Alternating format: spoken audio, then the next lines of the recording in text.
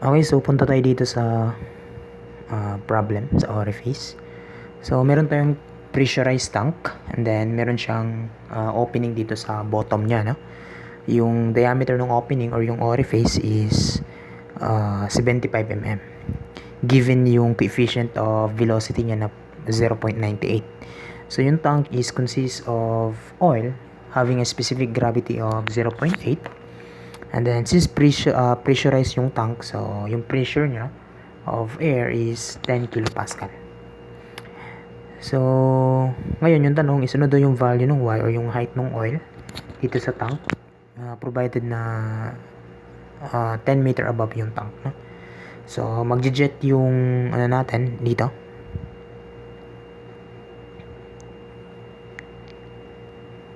Yung tubig na lalabas dyan sa opening. So, meron tayong velocity na ganyan. So, bali yung velocity dito with respect to y direction is 0, no? So, bali ito lang talaga yung velocity niya. So, yung velocity na yan yung gagamitin natin na velocity in the orifice. Okay? So, considering yung projectile na to, let's say ito yung point 1 dito. Ito yung point 1 ko and then dito ito yung point 2 ko. So, considering yung vertical direction,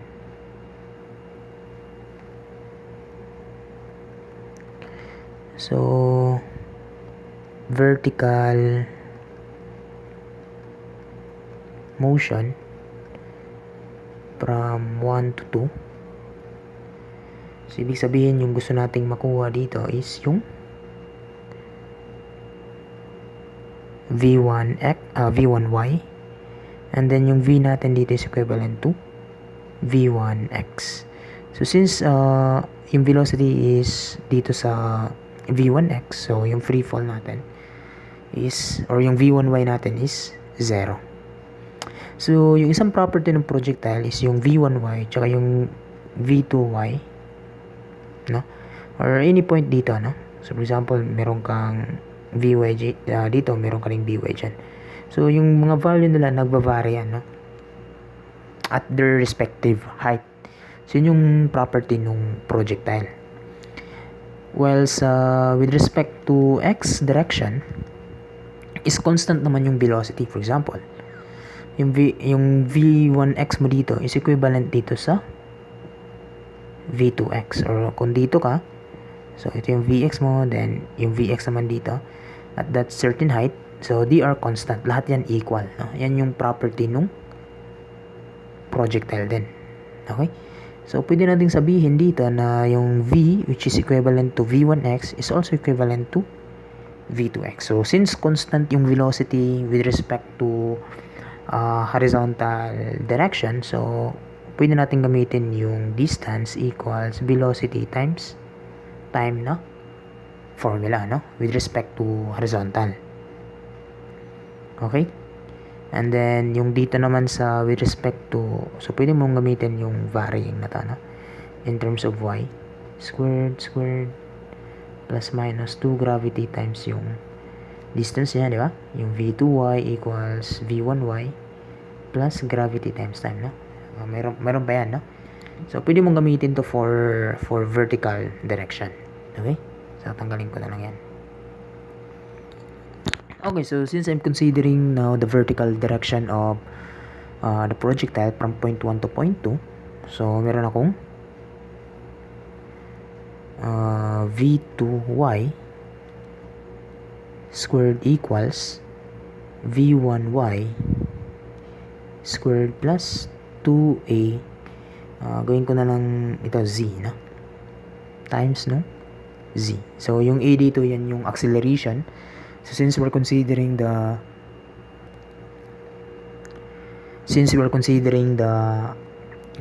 acceleration due to gravity, so gawin ko na lang gravity. Okay? So, ngayon, masosolve na natin yung value ng V2y, which is 0 squared plus 2 times 9.81. And then, yung z natin is 10. So, V2y is just equivalent to square root of 2 times 9.81 times 10.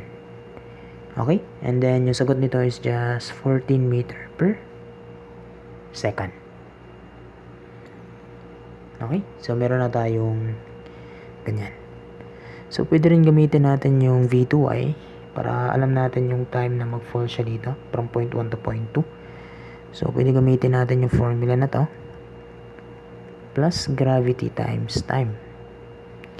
Okay, so bali yung V2Y alam natin 14 and then ito 0 plus 9.81 times yung time. So, thus, meron tayong time and that is just equal to 1.43 seconds. Now, considering naman yung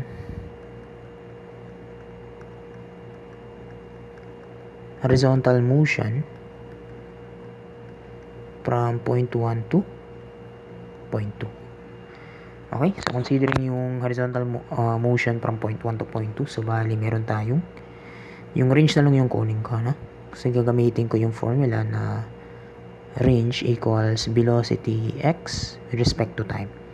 So yung range natin is 20. So ito yung Vx. And then yung time na mag-fall yan dito or yung time na abot yung tubig dito is na-compute na natin yan. That is 1.43. So yung Vx natin is equivalent to 14 meter per second. So ito na yung gagamitin natin na velocity in solving for the orifice, no? Yung height ng orifice. Yung height nung equivalent na free oil level, no? So equivalent to nung V1x, equivalent to nung V2x. So ngayon, pwede na natin gamitin yung formula sa orifice.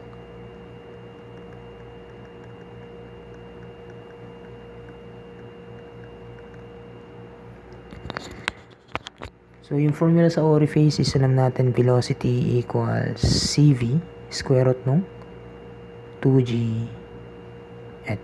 Okay? So, kung ito siya is 14 meter per second, and then yung CV natin is given which is 0.98. So, thus, meron na tayong H, na?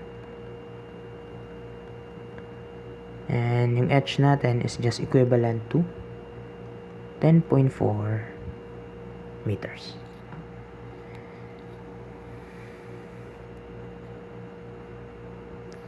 So, bali dito,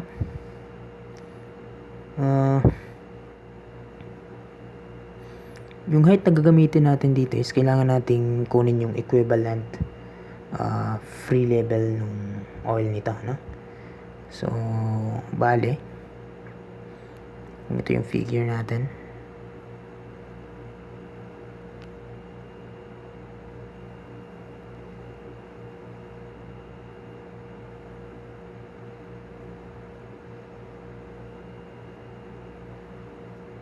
okay, so tanggalin ko na ito. Kailangan daw.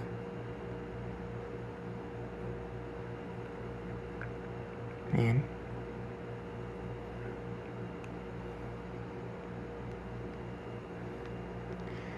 So, yung H na yan is, for example, gusto mong i-convert yung equivalent na free oil nito, na? So, bali, gagawin mo siyang open tank.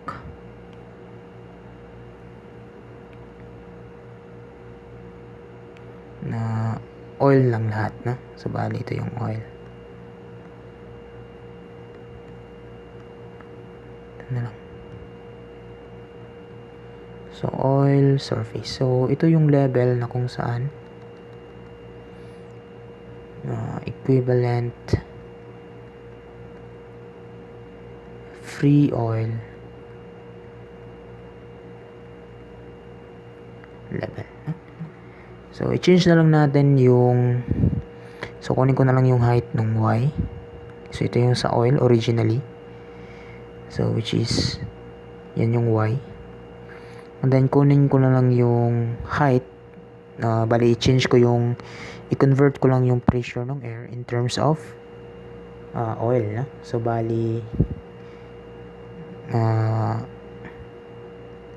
density ng oil, height ng oil.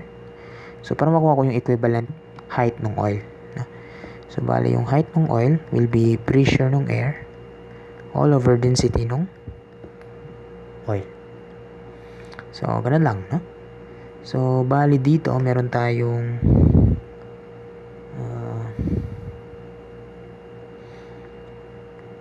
pressure ng air all over density ng oil. So, bali ito is oil na rin to. No? So, bali, parang kinonvert natin yung air into oil. No? Parang ganun yung nangyari. Pero, yung ano yan, no? Bali, yung equivalent height ng oil. So, para mas madaling intindihin, so, parang nagko-convert ka lang. No? So, magagamit natin yung technique nito sa next pa na mga topics. So, parang isang tubig na lang lahat. So, yung height na na-compute mo kanina is ito yan, ha?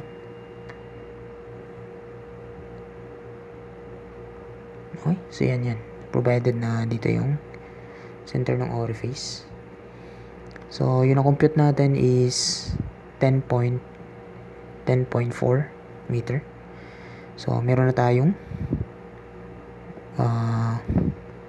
Y, which is yun yung tanong, plus pressure ng air, we have 10 kilopascal. So, gawin ko na lang pascal all over density ng oil. So, I have 910, and then unit weight nito is 0.8. So, I have 0.8, and then it's equivalent nung 10.4. So, meron na tayong value ng y, and that is just equal to, kumpitin ko muna.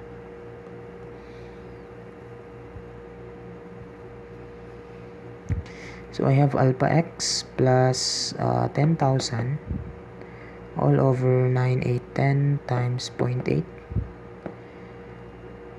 equal to 10.4. So, shift solve for, that is 9.13. Okay, 9.13